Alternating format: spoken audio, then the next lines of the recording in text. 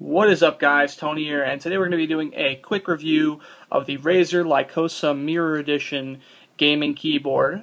This is a lower end gaming keyboard. It's a little bit more affordable, but it has the nice blue backlighting. It has macro features. It has a nice play control up there, and it looks very slick, and it's very, very thin compared to a lot of other gaming keyboards out there.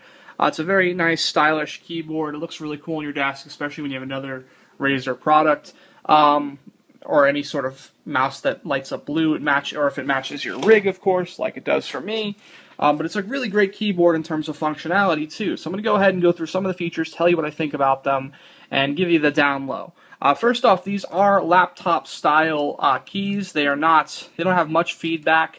They're very you push them down. There's not much distance to be traveled, so it's more for people who want to type really quick with that short distance touch and don't want a lot of feedback. If you want a lot of feedback like you get in a mechanical keyboard, this is definitely not the keyboard for you. It's not very loud, which is also good because if you're typing in a house with a family and it's late at night and you don't want to wake up anyone, that's always good. So it's really good for just being quiet, and so your friends or your buddies while you're gaming don't hear you on the mic, whatever it is, clanking away on the keyboard.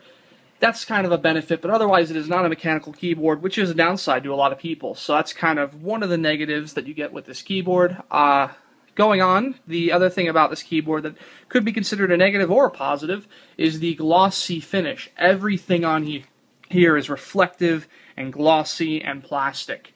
First off, in terms of plasticness, it does not feel that cheap as a plastic product. Some plastic products out there, especially glossy ones, feel very cheap and budget. This feels very solid for a plastic glossy device.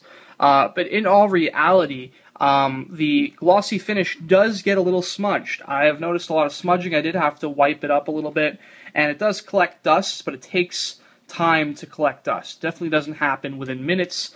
I had the keyboard for a few days, and I haven't had any issues with dust buildup throughout the keyboard itself. So you don't have to worry about that.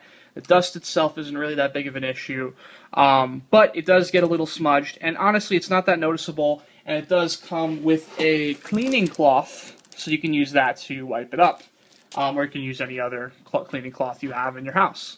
Other things about this keyboard, the backlighting is very bright, but it's not too bright. If you turn off your lights and you're going to bed in your room where you have your computer, it won't be enough to annoy you while you're sleeping. Whereas some keyboards like the G15 I used to have way back in the day, most likely the newer Logitech keyboard,